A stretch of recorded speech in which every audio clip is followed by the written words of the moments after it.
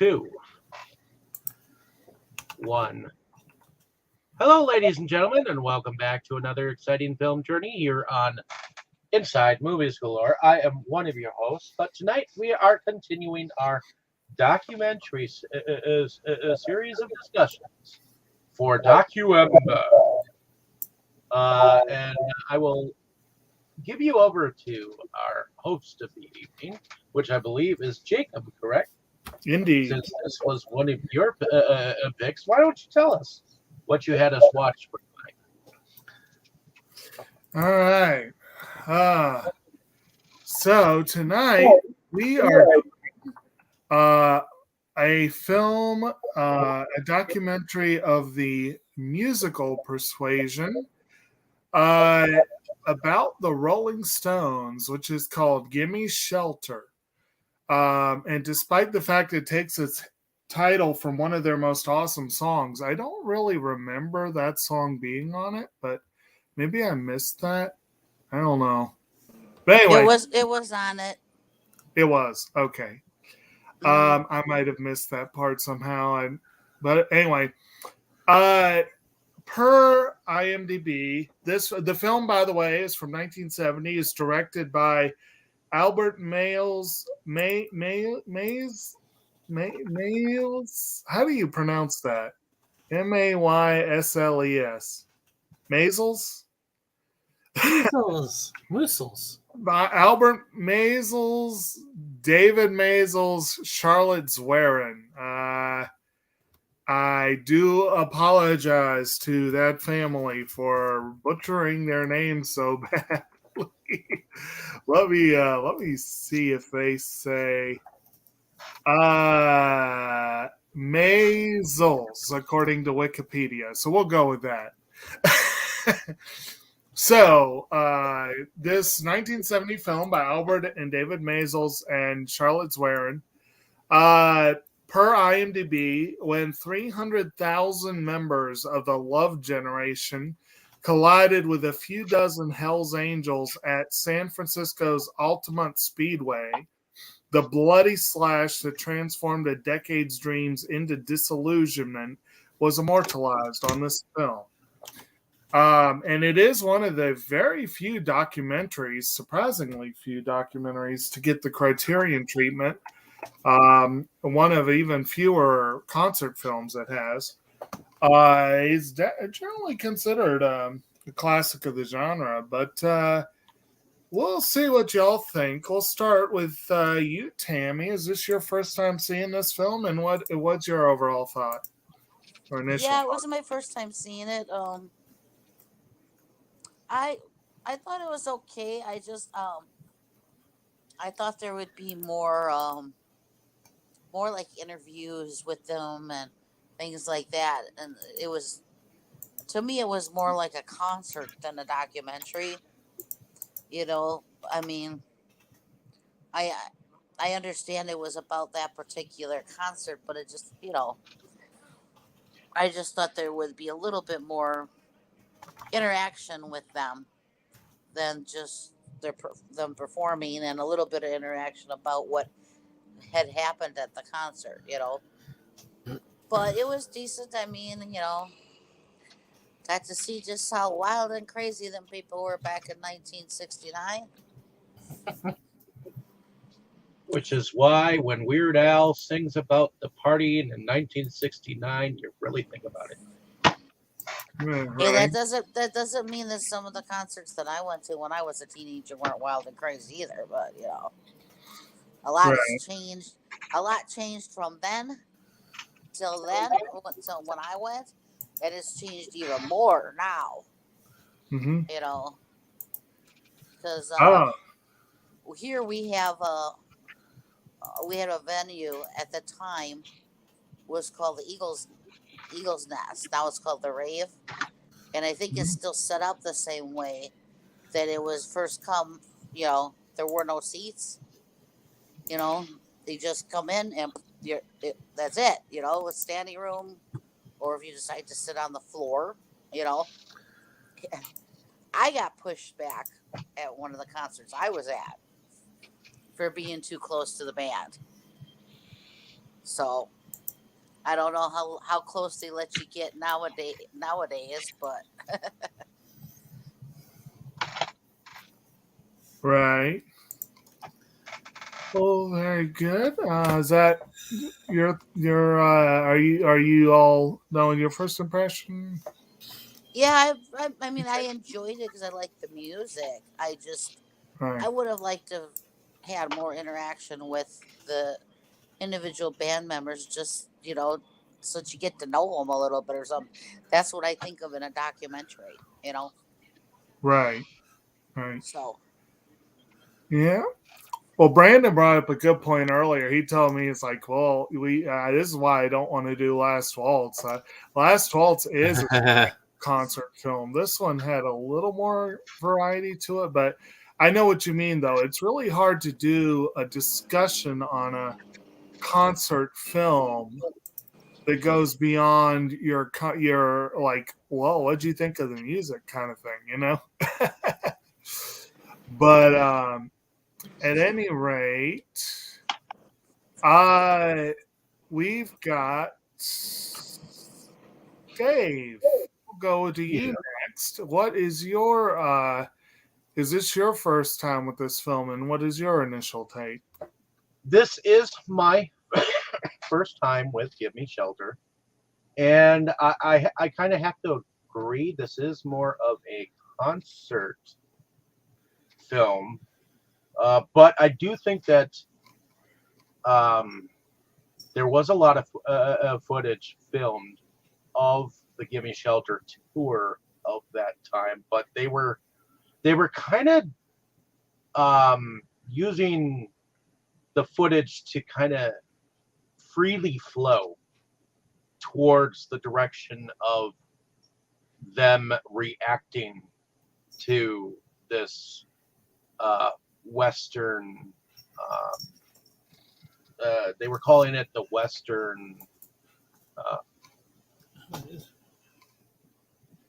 the Woodstock of the West. The Woodstock of the West, So I was trying to think of Woodstock in my mind, but and they were kind of letting it freeform and just so that you could kind of just watch it as things happened, instead of interviewing anyone or doing some historical shit in the background. Yeah, all the situations were happening then and in the moment, and it was sort of interesting, and it depicted a lot of the people in various states of mind, and dress, and the fact that And undressed. Yeah. well, Indeed. and undressed. I was hoping someone would say that, but yeah. And there, what surprised me about it, and maybe we can talk about it later too, is how many times they had to stop, like, playing their music and tell them to shut the fuck up or just be quiet. We're not going to play our music anymore if you don't cut it out. So other than that, I mean, it was entertaining to me. I mean, it's not like I fell asleep or anything. So Yeah, well, that's always a good measure. documentaries depends. A lot of them tend to put me to sleep, which I've said before, they are not my strong point. But if something keeps me entertained, then it was a good documentary. So good deal. All righty. I'm pretty much done. The way I see it personally, I'll just throw this out there. Documentaries are meant first and foremost to educate. They are usually put on with the idea toward changing someone's mind about something.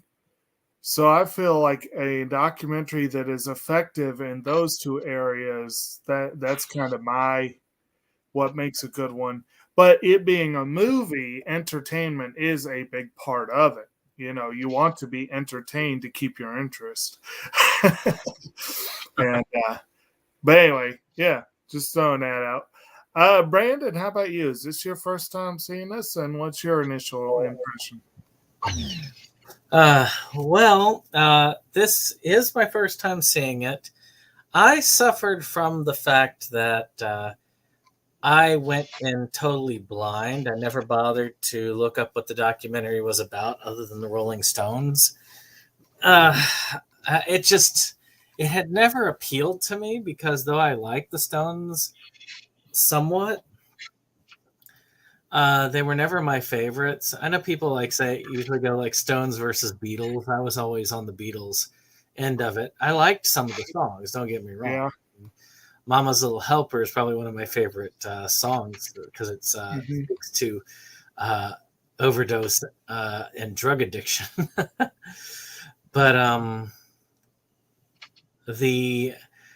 the thing I was thinking it was going to be a wider range documentary, like an actual because I have heard people say this is the definitive Stones documentary, and I'm like, after watching it, it's like, no, it's not.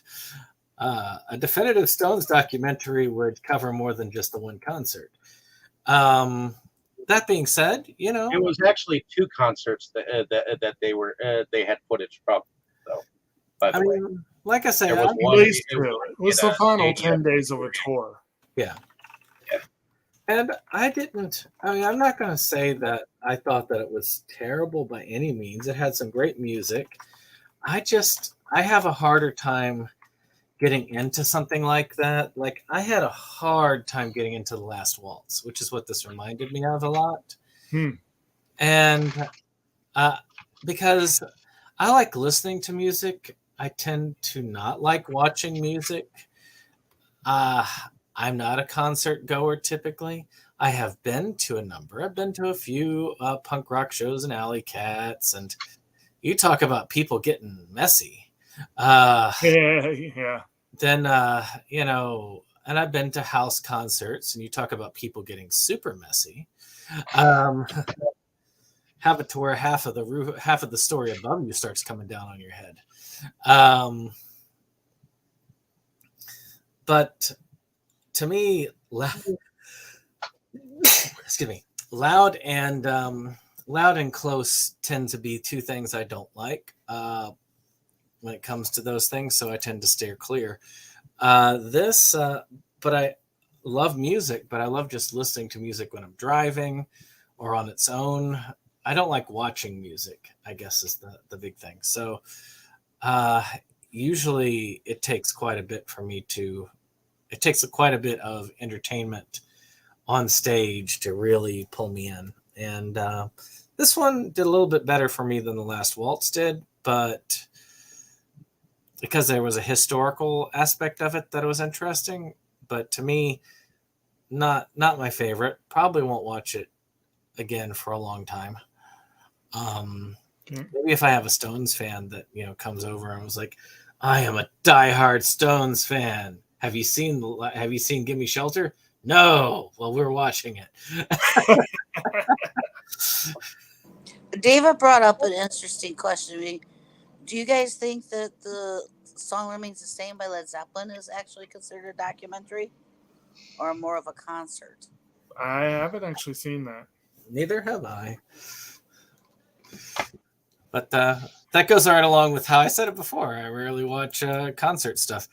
The only concert I have watched that I have been fully into was the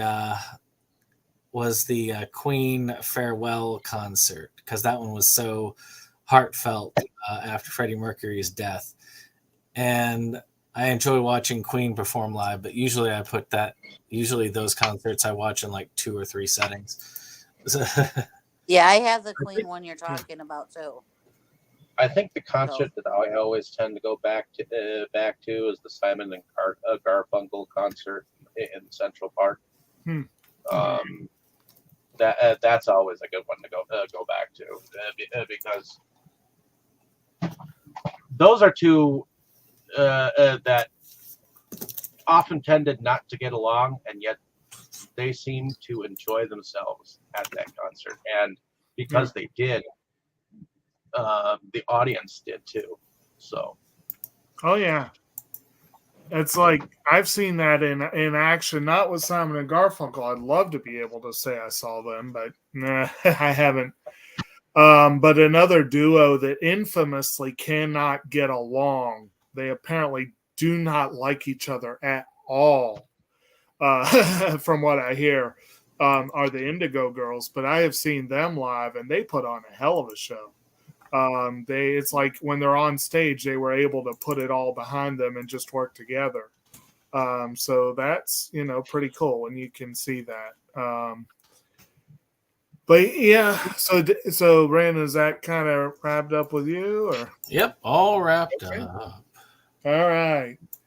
So this for me is a first time watch. I've had this sitting on my shelf for I don't know how long. And it's, again, like I said, it's widely renowned as like one of the great concert films and one of the great documentaries. And I think, Brandon, you were the one who said it's like the definitive Stones. And Yeah, it's like, I will admit, in very many ways, even though I am not sure that I'm going to effectively be able to give a whole lot of structure to tonight's discussion, honestly, although so far for the documentaries, we've been a little more freewheeling anyway.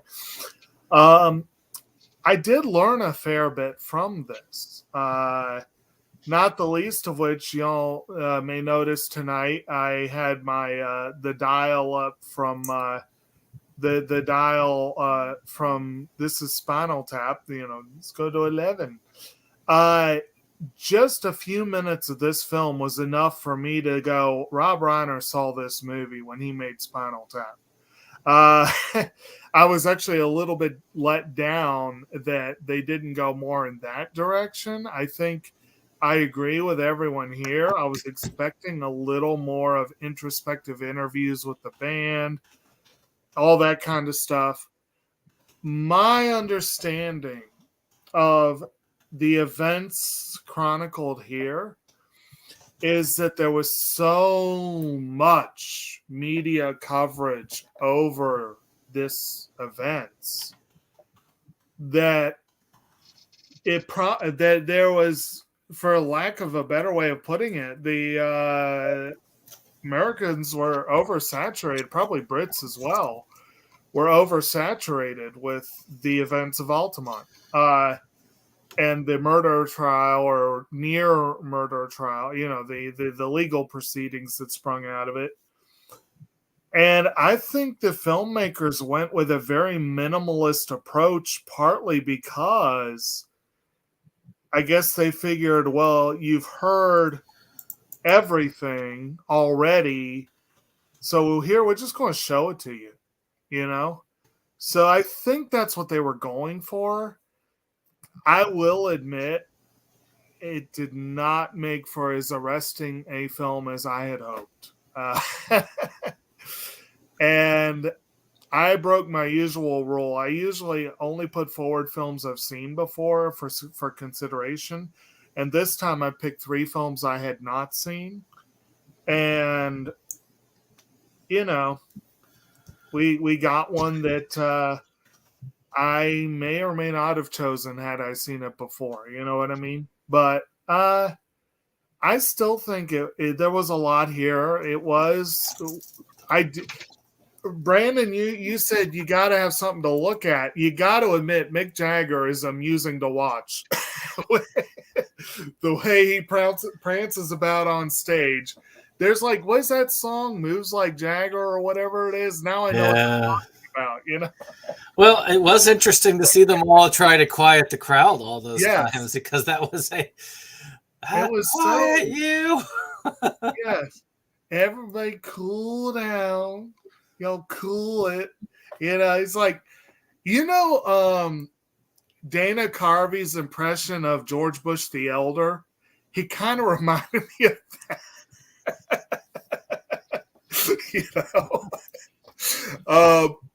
But anyway, and again, I said I felt like Spinal Tap drew a lot from this. Just watching Keith Richards on stage and the way he looked back then, I really feel like Christopher Guest was trying to be Keith Richards in Spinal Tap. I really do.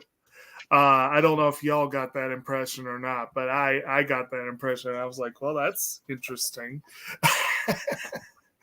Well, I wish there would have been a little bit more like of a backdrop or whatever of what was going on, because I actually looked it up because it was before my time. I wasn't born till 72, right. So it's not like this was something that I saw in the headlines, Well, again, if you had been around at the time, apparently you would have. I was reading up on this, and apparently it was everywhere you look when this movie came out. You know what I mean? So you can understand that, like let's say for an example of, let's see here. I don't know. This is kind of a silly example, but talking about like entertainers and pop culture and that kind of stuff. Let's say someone decides to put out a that wouldn't have got quite the media coverage this good. The only one that I knew that got a lot of coverage was the Great White Concert when those people died in that fire. Oh yeah. That one got a lot of coverage. Yeah, so something like that gets like 24/7 coverage for several weeks. That and that's my understanding. And then also, I never realized this before, but according to IMDb, I always knew that American Pie, that one of the chief and primary, I always thought The Day the Music Died was very specifically about when the plane went down with all those people on it. That killed the Big Bopper and all those people, the Buddy this one apparently, though, the verse that says, as I watched him on stage, my hands were clenched in fists of rage. No angel born in hell could break that Satan spell. And as the flames climbed high into the night to light the sacrificial rite, I saw Satan laughing with delight the day the music died. And, apparently that is considered to directly address this event, the concert at Altamont. Oh, really? I thought the that. same thing that you did, that the song was about the ones you mentioned. Yeah. I knew it was at least partly about that, and it's a ranging song, so I figured there were a couple things that were being mentioned, but like I said, so that was kind of interesting to bring that back into it. But as far as just general, we'll wrap up there. I kind of got a little rambling there. I agree with Brandon. I've never really been a huge Stones fan. I've never really been a fan of Mick Jagger's voice. I don't. I've grown accustomed to it over the years, especially I've become much more of a fan of let's say rough voiced singers than I used to be. And I freaking love Painted Black. I freaking love Painted Black. That is one of my favorites. I love Gimme Shelter. I love Sympathy for the Devil. They do have. What's interesting is that in the Westworld series that I was just recently watching, they did an instrumental version of Painted Black whenever some of the Western worlders actually showed up. I've heard several covers of that. Tracy Lawrence did a pretty cool cover for Stone Country. There were a lot of good covers on that album. And then there was a cover on Devil's Advocate, which was a pretty fun movie. I mean, watching Al Pacino as the devil is... Well, that's one of my Yes. favorite movies. We need to do that one of they these did it in days. Interview with the Vampire also. Right. There was But as far as... and of course, I love the little nod to Sympathy for the Devil in the TV version of The Stand, where Randall Flagg quotes the song when he meets Harold Lauder. I just love that. Wasn't there a Stones song in the movie Fallen, Tammy? Oh, jeez, I can't think of the name of it now. Time to something. Yeah, But it's something with time. Yeah. I don't know. No, I don't know that one. No. I mean, I don't know the movie. I think I know the song you're talking about. It was a Denzel Washington horror film. That's Time is on my side. Yes, time is on my side. Yes. So That's this one, I did movie. appreciate the concert moments. I did appreciate getting some visual on how they actually performed back in the day. And I did appreciate the fact that they actually caught some of the violent events on film and that they, were able to present that to the world. But the fact that they went with such a minimalist approach to the documentary, half the film is the band sitting around watching footage of what's going to become the film. And that's interesting, but not as interesting as actually, you know what I mean? Like seeing some of their reactions to that was interesting, but I feel like it almost felt like a cop-out to do that for a good... It's not a long film to begin with. Yeah. What's that? The more I see of Mick Jagger when he was younger, like this, the more I think how much of a freak he was on stage. The way that he danced and all that jazz, it's like Janis Joplin looked better dancing like that. It's weird. Whenever I see Mick Jagger, I think to myself, well, I know how Steven Tyler got his shit. And there was always a rumor about him sleeping with David Bowie at one point in time. So, and then when I think about that, I think about how big his lips are. And then I think about how big Steven Tyler's lips are too. So it's like I say, I feel like Steven Tyler saw Mick Jagger and it's like, I can do that and I can top that. And, right. Because if you think about it, Steven Tyler is just as flamboyant on stage. I'm not as big a Stones fan, but I can say that I was a big Aerosmith fan in high school, and I will say Steven Tyler could take that microphone and he would wave that thing around. You get in the way of that thing, you'd be brained.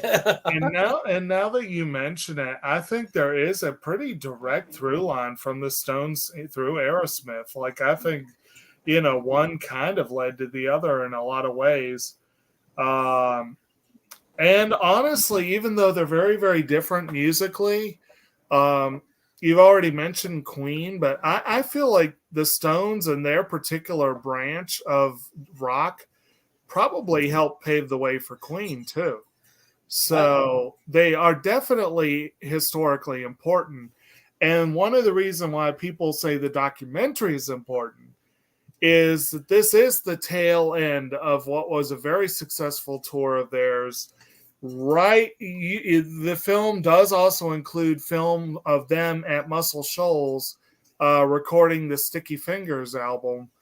Let It Bleed, I think, was released right before, like the day before the Altamont concert.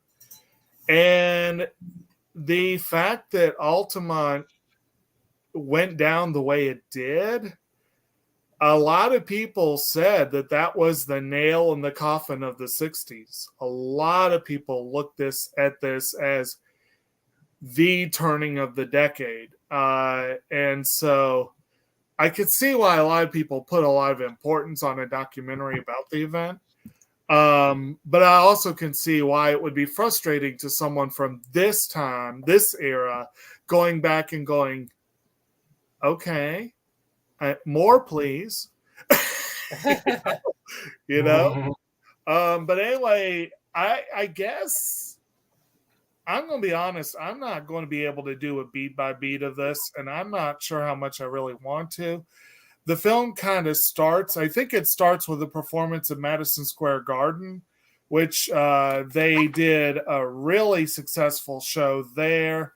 They were touring with Ike and Tina Turner, and I think they had a couple of performance pieces. Oh, that was very sexual in nature when she was stroking that mic there. Right. And then we get the images of them in Muscle Shoals illegally, apparently, recording their album because they didn't have work visas, apparently. So they were just kind of working under the radar there. And then, which I don't remember if they mentioned that in the film or not. I saw that afterwards. And then we get up to Altamont, and we see a good amount of performance. I think we see a couple of the opening acts, if I remember correctly. Not all of them, but it was a pretty good festival. Let me see here. Who was the lineup here? It was Jefferson Airplane was one of them. Yeah, you had Jefferson Airplane. You had Crosby, Stills, Nash and Young. They're not in the film, but apparently Santana was there, and I think there was another one that wasn't in the film that was there. Whoever that was. I mean, that right there is like hell. I would have loved to have seen that show just normally under normal circumstances. Yeah, and this was an abnormal circumstance. Yeah. And when they were talking in the room about setting up this concert, they were talking about 20,000 people coming cross country to this fucking thing. Yeah, I was like, damn, that's a lot of people. I did like how they did the setup to the concert, where they're talking about the permits, and they keep saying it's like, so are you going to pay me for all the grass you're going to mess up? Yeah. And the what was it? The mayor of San Francisco, I think, was telling him, he's like, I don't want a single blade of grass messed up. If you tear down a blade of grass, you're going to build it back up. And he was thinking about Woodstock and the impact that had on that community. From what I understand, that tore the shit up on that countryside. And the mayor of San Francisco was like, no, I don't want that. You talk about long documentaries. Yeah. You could have put up that Woodstock documentary. I still need to see that. I've heard that's a good, but again, I might watch it and go, yeah, that's nice. Again, that one's more of a, I've seen part of it. I haven't seen all because it's freaking long. Right. But that I know so long that I think they've actually split it up into several DVD sets. Because I was at Half Price Books just the other day, and they had who was it? Jimi Hendrix live at Woodstock, a double disc DVD. I was like, haven't I seen that in a full set before? And it's like, okay. I know I actually have a couple Led Zeppelin documentaries. They say they are documentaries, so I didn't think about that. Right. And that's the thing, is a lot of musical stuff like that. Some of it just kind of does it. There's to go with something to link to last week's. Evan Jacobs had 2 documentaries. It does say on IMDb that the song remains the same as a documentary. But yeah, I mean, makes sense. There was one that was about like there was one that was in the studio with Farside, which is basically him there while they're recording their album, which is kind of a musical there. Then there was the one where he was on tour with this Hare Krishna band, and on their final concert tour. So you got a lot of ones that are like that. Well, and then last year, one of our big contenders for the Versus Awards last year was Summer of Soul, which was about that Harlem concert that got conveniently forgotten to history. But that looked like that was a hell of a show, and it was a hell of a documentary. I was going to say that was a very good documentary, but it mixed.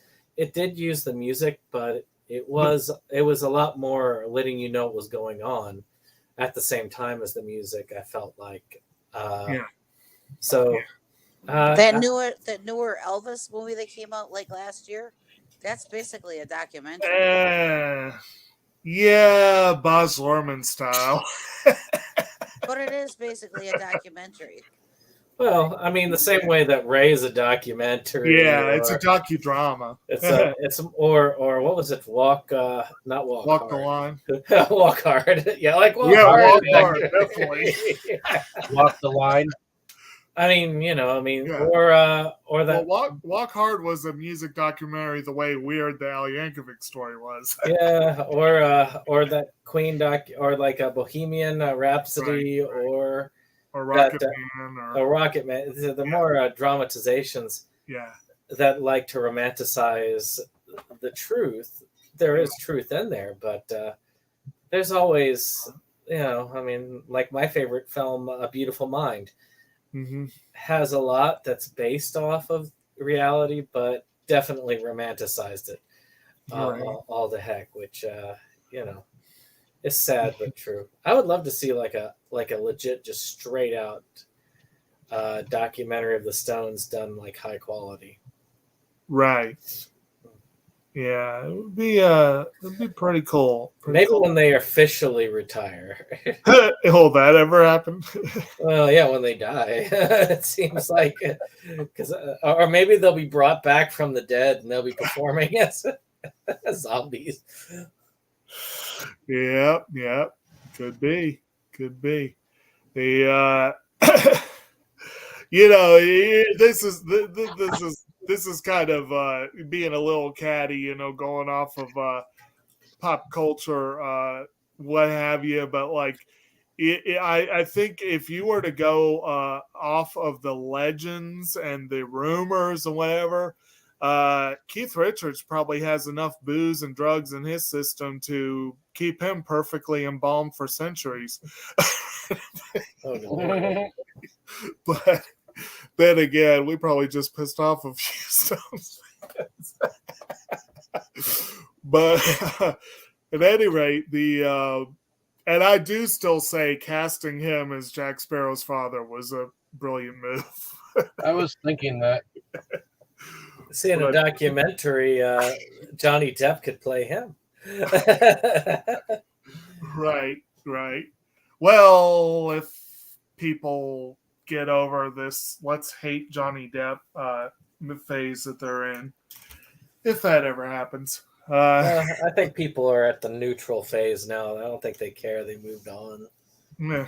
They're at the Russell Brand hate phase, which is... they're still hating on him? Okay. Oh, well, they just started hating on him new because of all the rape charges and stuff. Oh, jeez. Okay, well, anyway, that got a little far afield there, but anyway. Russell Brand plays Mick Jagger. And actually, that is one of the interesting things about this, is that you see very little of the Stones' offstage behavior or shenanigans. You mostly just see them either in the studio on the album, or you see them in the studio looking at footage for the documentary. Like, that's kind of what you see. You don't really see a lot beyond that. So I will say, and I don't know if anyone else would agree with me on this, and I don't know if it's true, so forgive, apologies if it's not true. But I really felt like during that concert at Altamont where Jagger is trying to calm the audience down, he sounded stoned. I mean, he might not have been, but he sounded like it. And I'm just like, okay. You know what? He sounded more like a parent trying to. Now, come on, calm There was down. some And of it's just that like, too. There was some and of it's that like too.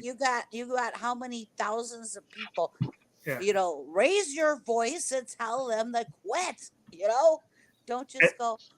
Now, calm down. Yeah. So I feel like you're saying, okay, Tommy, just calm down.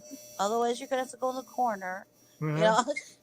Oh yeah. Well, That cat doesn't like being put in the oven. You need to go ahead and. But but he had two crowds to calm. You had the people that are in the crowd to see the stones, and then you also have the people who are supposed to be protecting the stones. Yeah. Because you had to calm them down, or else they were going to actually legit bust heads open. In some cases, they did, but Yeah. But that's what you get when you. Didn't you find that interesting that their protectors were the Hell's Angels? I mean, I found that very interesting. It's like, really?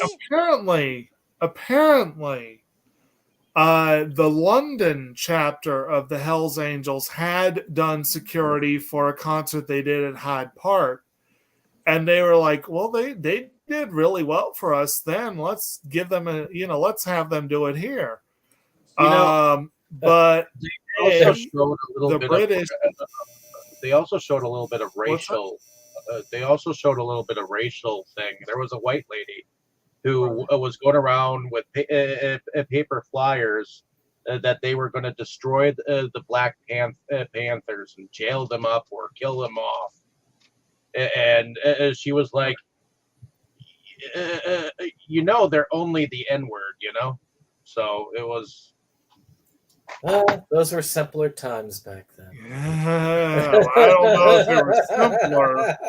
In fact, this was one of the, I guess, one of the reasons why there was violence at this show is because it was not exactly simple times. But well, I mean, Tammy brought up the Elvis movie. If you think about it, we were not far removed from times where if you acted too close to a certain race, you'd be barred from certain states. Oh yeah, to perform. No so doubt. And the Rolling Stones music would not have been accepted 10 years prior. And actually, one of the songs on Sticky Fingers, which I think is in the documentary, and I believe I read that it was a song they tried to at least premiere, but may have premiered at Altamont, is a song that they probably should be ashamed of, which is Brown Sugar. That, they were still singing songs like that. It's a catchy song, but yeah, it has not aged well. It's a, I think the presence of the Hells Angels, I always thought that was kind of weird too. But then when I read more about it, I'm like, okay, well, I see why they thought of them. And it does make sense that they are a crowd that could probably stand up to others. Like if you want, if you're in an event like this, you probably need bouncers, and well, I mean, I could see that. And they've been hired for similar type things. Yeah, at that time period. But apparently, most of the ones at this particular concert were not that experienced in crowd control, and that was an unfortunate thing. Well, you see, the British ones that they know better because they know how to cue.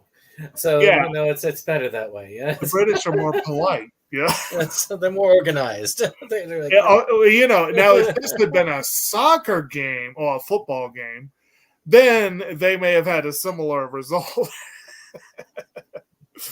But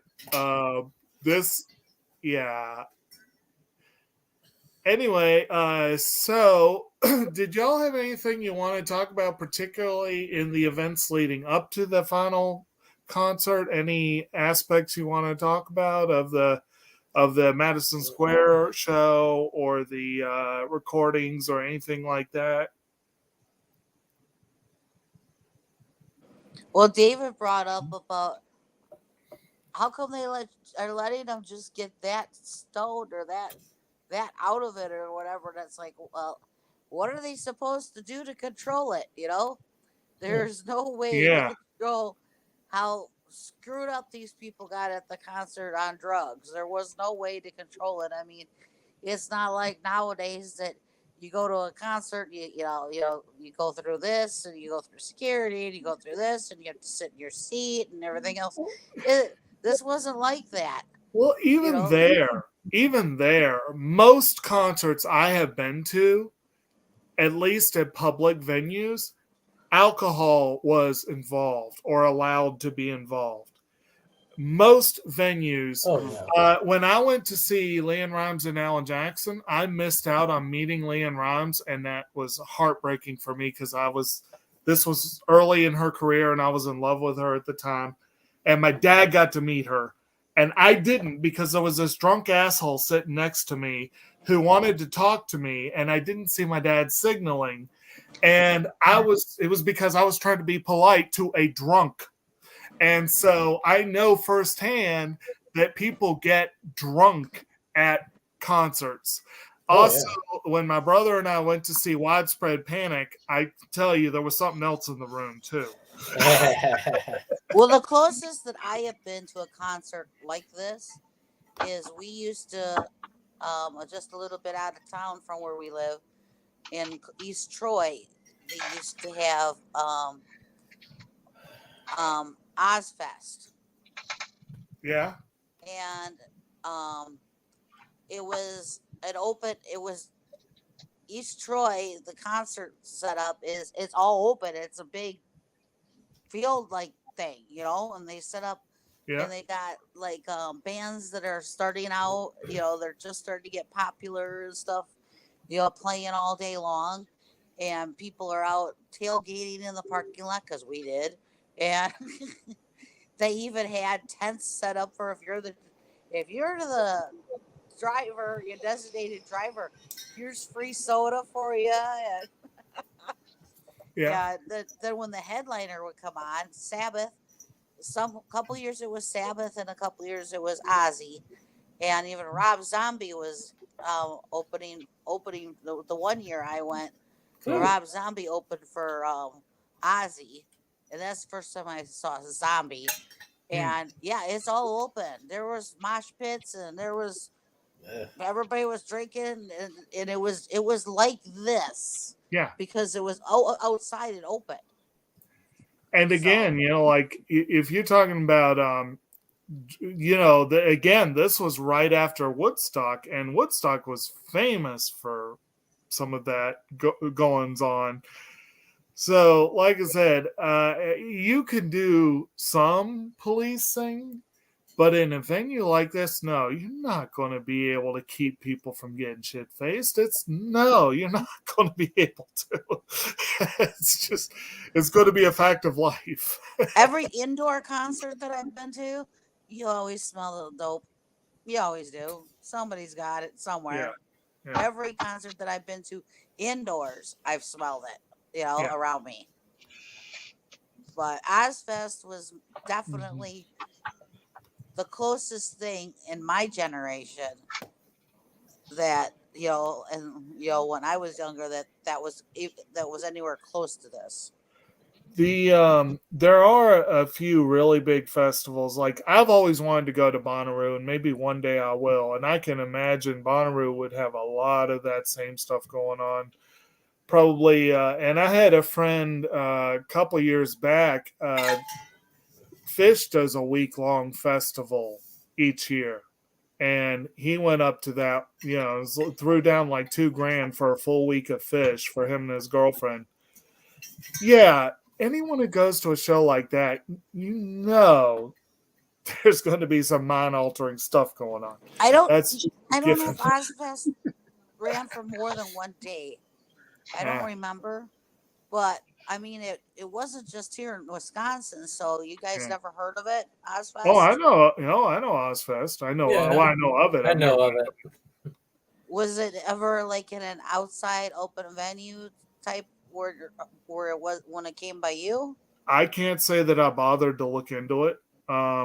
Maybe one day, because it would be kind of cool to say I've seen Ozzy Osbourne live, but I have a feeling that the price would be so high, I would not think it's worth it. Well, Yeah, when I I mean- went to But this, I- I was like, oh, I'd have to say about 20 years, 25 years ago. Yeah, Because I was okay. like 28, 29, 30 when I went to this. And I went like 3 years in a row to it. And I didn't pay. But I had the vehicle. So, Well, I So- tell you, when he becomes a broken down old has been and stumbles into the Richmond Folk Festival, and I get to see him for free, then by all means, I will be there. But well, yeah, like I said, this usually had probably about a dozen bands, yeah, and they Very cool. played on all this, throughout the day. There was like probably about 4 stages, and they at Mhm. least a dozen bands, if not more, and they would play the other stages during the day, and then the headliner would come on. The first year I think it was Ozzy. The second time I went, I think it was Sabbath because they had reunited. Mhm. And then the third time, I think it was also Sabbath. Also, all I know is the first time I went, Rob Zombie opened, and it was the first time I had seen Zombie, and I was like, "Wow, Rob Zombie!" Yeah, that's pretty cool. So, Well, Chuck Mead's going to be here this year. Okay, that's good to know. But anyway, yeah. So, point is, festivals like this get crazy. Slightly. But anyway, so like I said, we are good to get, I guess, to the main event. So basically, for those who might be going, what have we been going on about?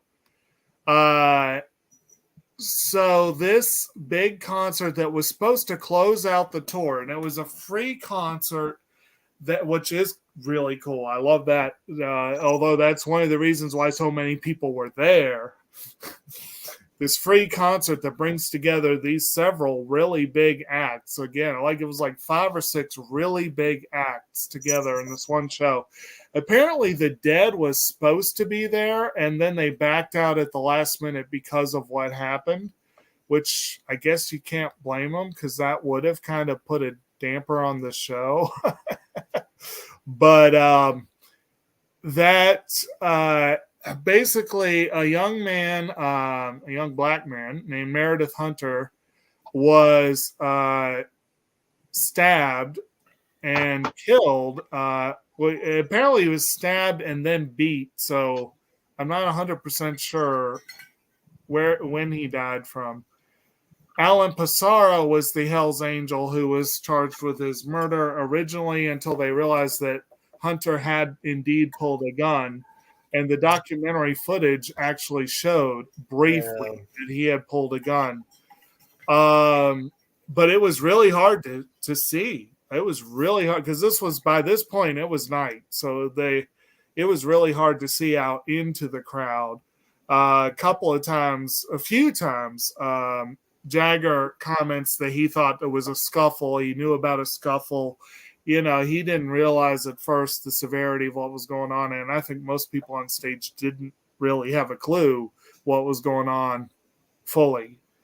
But basically, the Hells Angels and some of the people off stage had a series of scuffles, with that one confrontation being the deadly one. Apparently 3 other people died at the event, but it was due to different things. Like a couple people were killed in a hit and run. And I think someone got pushed down in a ditch and trampled, I think was what I read. So basically you had, some fatalities at this show, which And a Definitely. baby was born. There was some girl running around. Yeah. There was a baby was born. Yeah. Yeah. What a place for that to happen. And I'm Place in sure you guys all noticed about how many women showed off their. I saw a couple. I saw the one lady who was buck naked crawling her way toward the stage, and Yeah. it was There like, was a guy dancing around butt naked on the stage. right. At one point, I saw a random dog run across the stage. Just they had some weird shit going on down on that stage. But anyway, but yeah, my understanding, we heard a couple of early in the documentary.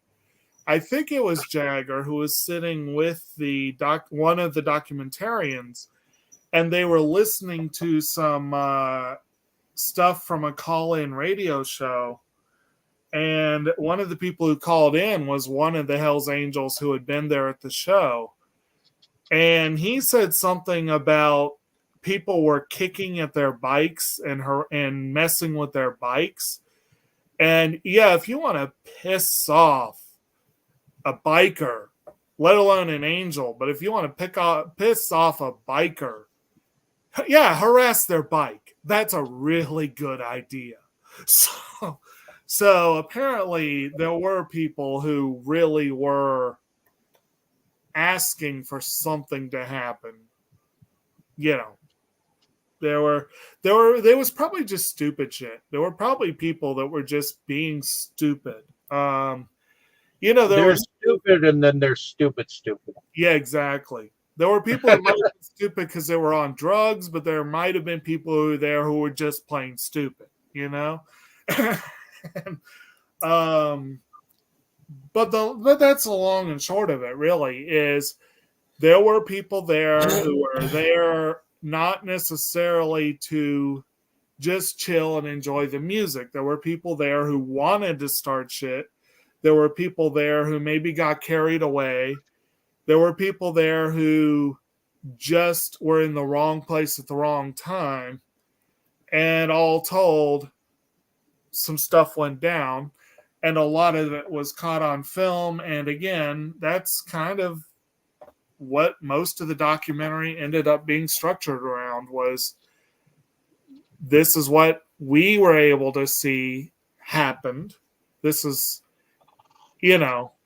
take it for what it is. Like I said, it was a very minimalist approach, I thought. But again, maybe that wasn't the most entertaining approach it could have taken. But anyway, but do y'all have any more to add on that idea? Any further thoughts on the violence that happened, on the reasons for it, on what have you there? Well, I know before they even got on stage, the first thing that kind of happened was one of the musicians got hit in the head, if I remember correctly. Huh. And that was the first thing that came out before the Stones even came out. That's when one of the guys from one of the bands was going to the crowd and being like, "Hey, y'all got to calm down now. One of my musicians just got hit in the head, So Right. I think I read something about Stephen Stills had been injured at some point. I don't know if that's what you're talking about or not, but yeah, not sure. All I know is that one of the opening bands ended up having to quit halfway through one of their sets, and I think the bands didn't get to play for as much time because they kept having to stop and school. Okay, yeah. IMDb lists the Stones, Jefferson Airplane, and the Flying Burrito Brothers as the ones that are in the film. CSNY and Santana are the ones that are not in the film. So, yeah, but they were the ones that were, those five apparently were the ones that were there. So it might have been the Flying Burrito Brothers that was had happened. Okay. But yeah, that there was stuff going on. And then when the Stones did take the stage, I know Sympathy for the Devil, they had to start at least twice. They like started it and got a few bars in and then stopped, and Jagger like addressed the crowd, and then they came back and started it up again. And then I think it was Under My Thumb was the next song. It was the same deal. They started it, and then basically just a couple notes in, he was like, no, y'all need to cool it or we're going to leave. We need, we're going to get out of here if you don't cool it, And so they had at least a couple of false starts in their set. But I think that song, I think, was the one where the really nasty shit went down with the guy that got killed. But again, they didn't realize at first. They thought it was a scuffle or whatever. They didn't realize exactly what was going on. They knew something was up, but they, couldn't really tell fully. What I found was interesting too is when they were showing concert footage of the other concert, Yeah. They even at that concert they really didn't have much of crowd control, bouncers or whatever, because nowadays there's you can only be so many feet from you can't be next to the stage. You're so many feet back, and the bouncers are in between you and the stage. Right. In that first concert, these bouncers are like, these people are running up on the stage, and they had to go grab them. And this one runs up, and it's like, you guys, you don't realize that you really need to catch them before they get to the stage? Yeah. Well, and it also depends on the venue. Like, my guess is that definitely with a place like Madison Square, my understanding is that now, you're probably not getting anywhere near that stage. But I have been to concerts where you pretty much get right up to the stage, but they are a rarity. And definitely, I've only done a couple of post-COVID concerts. And so far, I've not seen any indication that it's, if anything, you're probably further back than you used to be. But and it does depend a lot on the venue. Sometimes you'll have an artist who's all about bringing people up close, and the venue just doesn't allow it, So it just really depends on a lot of factors there. But one like this that was hastily thrown together at the last minute, it wasn't supposed to take place at Altamont. The decision to have it at the Speedway was, I think, 24 hours before the show took place. They got it together pretty damn good for 24 hours. Well, yeah, they said they had like 200 volunteers Yeah. that worked overnight bringing all the equipment and setting it all up because they decided to switch the venue because of all the headaches that were happening with the other one. It was just a mess. They wanted to do it in a park next to the Golden Gate Bridge, and the mayor of San Francisco was like, absolutely not. You are not doing this.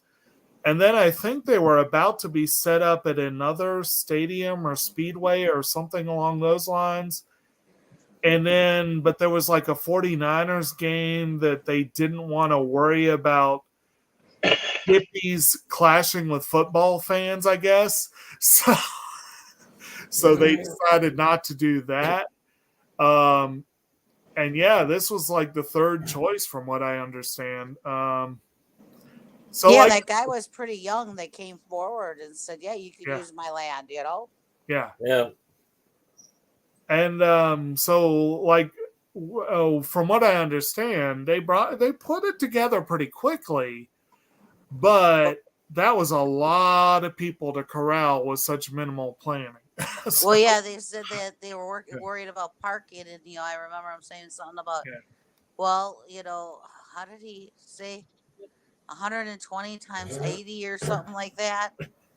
And then another guy said, "Well, if you need more room, I've got 2,000 acres next to you." And it was just like for parking. Right.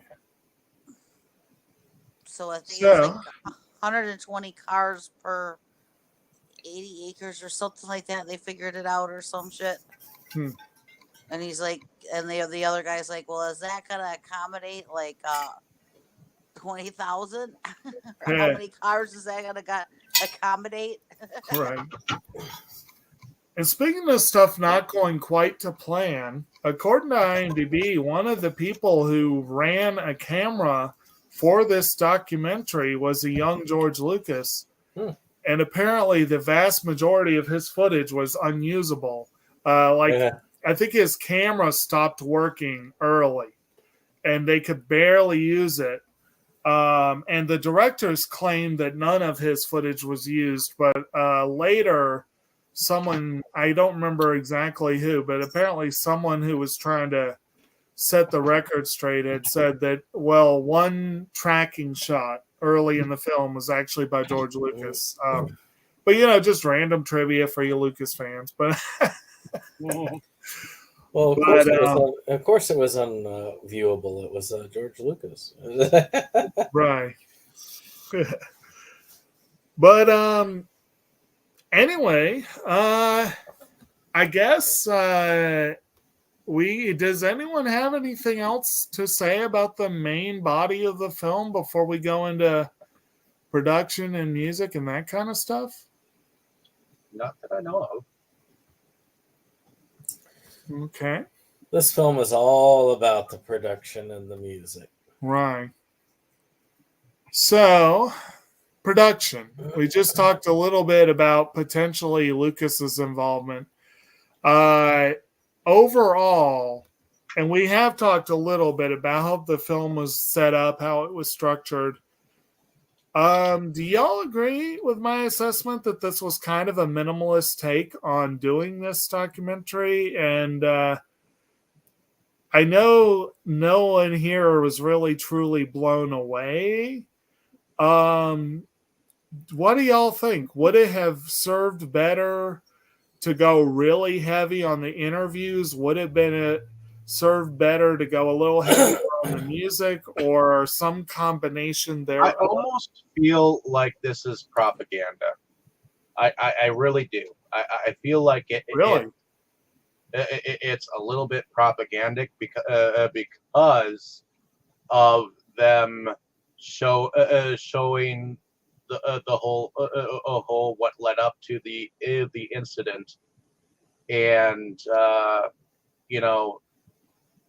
some of that which we could explain away, and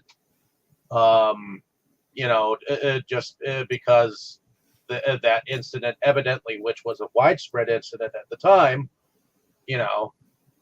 for those who didn't know about it, and to show the exposition of all the various states of people's mindsets of the time, there were a lot of people who looked like they were not in their right minds at all. So No. So are you saying this is propaganda against the hippie movement, or propaganda what sort of propaganda is this? I'm not sure where you're going with that. I feel like it's trying to sell you into a possibility that at the time the Stones were oblivious to the wild going on at their concerts and stuff. So that's what I almost feel. So you feel like it was intended to absolve them of responsibility? Possibly, yeah. Okay. Almost to pass the buck. Okay. Brandon, Tammy, y'all. Well, I don't think that the Stones were responsible for what happened. Okay, they tried to keep the crowd calm.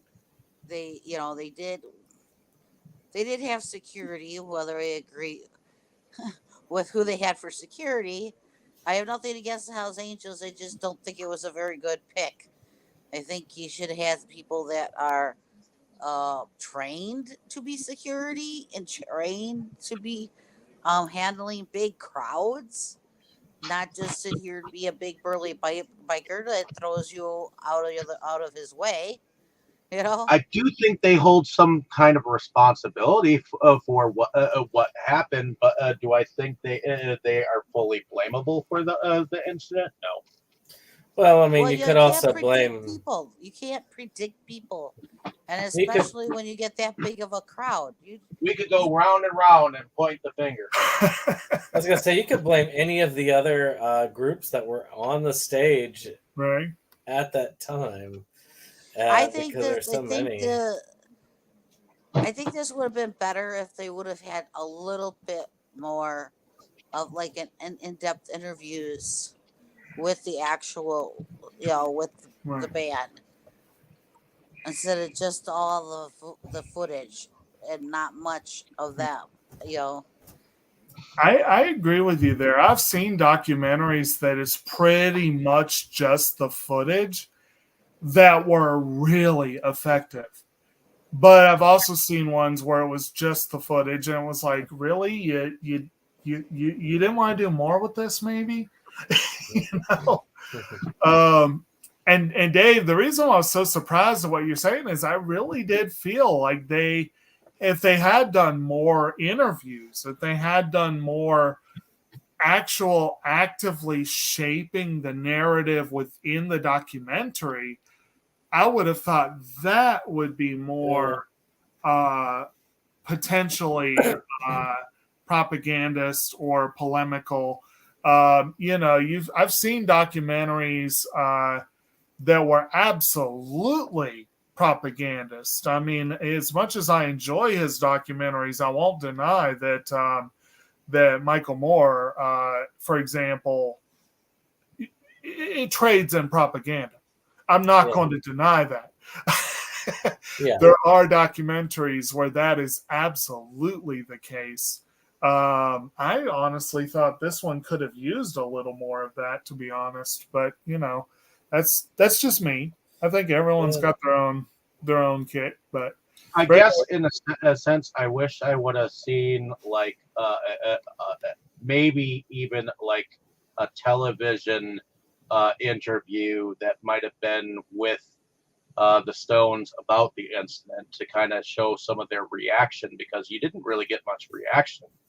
All you saw was them watching the footage with Stone Cold sober, with no fucking reaction at all. So you almost don't get like the reaction of the time period of the Stones, So I feel like you do get some reaction, but it's not strong. It's not it wouldn't be as it wasn't as raw. It's like if they had done like an interview the next day and we saw footage of that or something, that would have been much more raw. Might have seen some bigger reaction. You know what I mean? I agree with that, but I do feel like there was some reaction in the way that they handled it, those scenes. But yeah, it wasn't a lot. Like it was, it was some. And then of course the music. We talked before, like a few songs are played almost in their entirety, and we've got some. Let's see here. Overall, okay, according to IMDb, from Ike and Tina Turner, we've got "I've Been Loving You Too Long to Stop Now" and "Proud Mary." From the Flying Burrito Brothers, we got 6 Days on the Road. From Jefferson Airplane, The Other Side of This Life.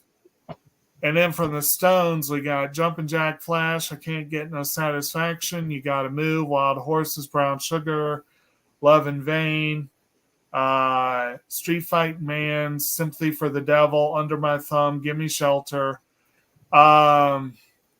So I'd say that's a pretty solid set list. Uh, overall, I will admit, personally, what Brandon was saying earlier, he doesn't really like watching music. I've always loved, I do enjoy watching performances. I love going to live shows. I just rarely do it. Partly because you see things in the performance that you can't just hear in the music, especially when you have someone like Mick Jagger who throws his whole body into it. But when it comes to the sound, I've never been a huge fan of live recordings of the music. That's just me personally. But I feel like this movie, there were very few performances I heard that I was like, I would listen to that on its own and consider it to be just as good as the album version or even better. But like I said, the songs overall are a pretty awesome group of songs, even though they didn't have Painted Black. Or my favorite Airplane songs. I mean, I would have loved to hear Somebody to Love or something like that by Airplane. But what do y'all's take overall on that? On the music that was included, and did y'all like these particular recordings, or did you feel like a few more album cuts to liven it up might have been the way to go? Or I like the music. I mean, I don't remember hearing Proud Mary because I would have realized that. But I don't right, remember just hearing like it. I don't remember hearing "Give Me Shelter," but whatever. That one I remember. I think that one was actually at the concert before the concert. Okay, As that one. okay, If I remember right, it was at the Madison Square Garden is when they played that one. okay. Because I do remember it. I Yeah, know I they would kicked off. like to have heard Painted Black very much. That's one Yeah, of my favorites. And I like the song that's in that movie that David was talking about. Time is on my side. I like that right. one, and I ended up liking it even more because I like that movie that it's in. So that would have been cool to. I think that song would have kind of fit for what was going on too if they would have played that one. Right. So, but overall, yeah, I think the music was pretty decent. Okay. Yeah, I know Just watching Mick Jagger's a show in itself. So, right. I enjoyed the music, but I admit, I kept starting to move to my phone and scroll through Facebook as I was watching the documentary. Right. What about you, Dave?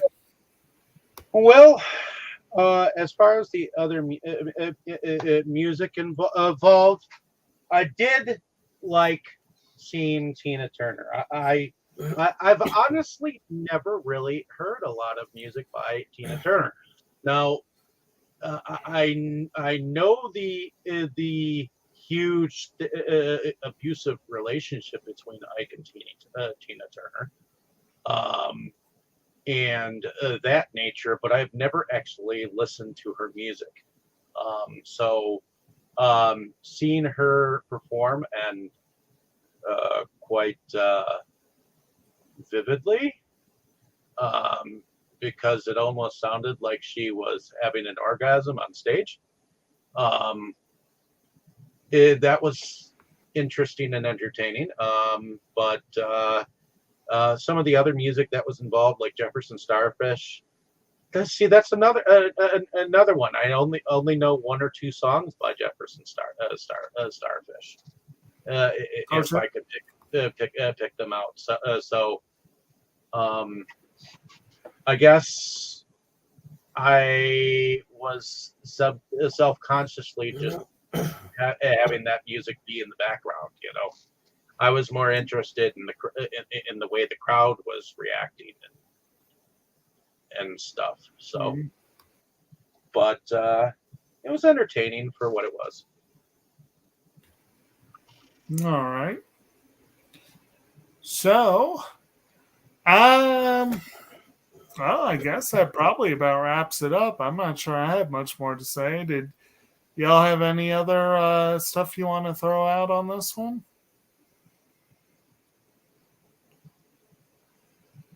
All right. So I guess that does it for Gimme Shelter. I'll hand it back to Dave to send us through our outros and whatnot. Alrighty. Well, thank you, ladies and gentlemen, for coming and listening to us. Hopefully, you had a blast, just like we did. Let us know down in the comments what you thought of this documentary, and just go out and see it yourself. And I'm sure you'll have your own opinion on it. So.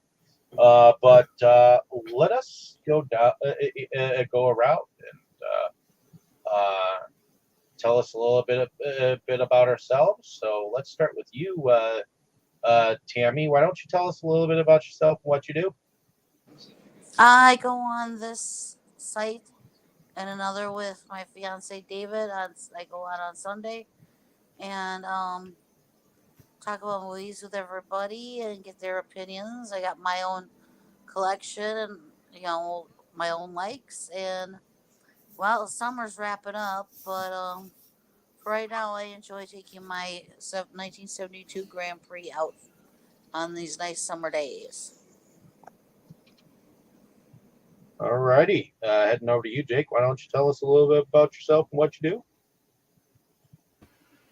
All right, I'm Kotobukijake. I'm the co-host of the SeptumSin versus the World YouTube channel. It is gearing up for our yearly Versus Awards. We are taking votes this week, and so anyone who, any of our listeners out there who have not gone to the Facebook page to place your votes, we have the polls up. And we are very, very much looking forward to seeing what our particular corner of the movie viewing sphere is going to choose as the greatest films of 2022. It should be quite interesting, to say the least. Hell fan. It's looking that way. But we certainly hope some people will log in to vote on other films and not just that one. But anyway, especially if you can find some of the other obscure and hard to find films on that list. I have several favorites that unfortunately are hard to come by. But anyway, also I keep very, very busy. I do have a full-time gig that pays the bills, but also a passion project, local native plant nursery, RVA Homegrown Natives, that I helped co-found and help maintain. We did a big festival event yesterday that unfortunately did not prove that profitable, but at the very least, it was a fun experience and gorgeous freaking weather. It was a good way to spend 5 hours outside, let's put it that way. Absolutely gorgeous weather. But it's still fun time between all these different things to try to watch a film a week so I can join these fine folks for our discussions. We always have some oftentimes very unexpected movies to look at, and that can be pretty fun. And the documentary, following action films with documentaries is a good example of that, how how random and fun can be. Yeah, I think that about does it for me this go around. Okay. Heading over to you, Brandon. Why don't you tell us a little bit about yourself and what you do? SeptumSin is SeptumSin versus the World. We love physical media. Really and truly, the only thing that I've been putting up on this site so far is shorts. Though, this Thursday, there's going to be a special Anhedenia project episode on Amityville Apocalypse, because Evan Jacobs actually had a short in that film, which gave me an excuse to do it. And, of course, If you want to see a film with a portion of this cast in it, you should check out Amityville Apocalypse on through Retrosploitation. It's a anthology film where there's a lot of crazy Amityville shorts, because who doesn't want to make a film about Amityville these days? And but still quite fun. I've got 2 shorts of my own actually in there, and they're both quite fun. My directorial debut, actually. Very good. Okay. Well, my name is David Strege. I am one of the founding fathers of Inside Movies Galore. So thank you for coming along with us on this fantabulous journey that we've been having through documentary Docu-Ember. As we continue into next week with Tammy's pick. So thank you. But I also do moonlight under a different channel called Delusions of Grandeur, where often we go on Sundays to kind of do the same thing, except with a different group of people. And this last Sunday, we did A History of the World Part 1. We will take in another hiatus this next Sunday, but we will be back with a choice brought to you by our good friend Forrest. But I also do some video pickups and video reviews from time to time, so check out the channel. I haven't posted anything lately, but I will probably start doing so as soon as I get some more scenes filmed for an anthology that I've been putting together, which is building up some steam of finishing. So as some of you know, I've had some of you do some things for some of these things. So hopefully once it gets all put together, we'll have a blast sitting back and watching some of this. So, and then it's definitely been a long journey with the anthologies. So after I get them done, I probably won't do anything for a little bit. But while inspiration happens, I'm going to do it as I please. So we'll be back next week, and hopefully you enjoy the rest of your evening, morning, wherever you are. So everyone say good night. Good night. Good night.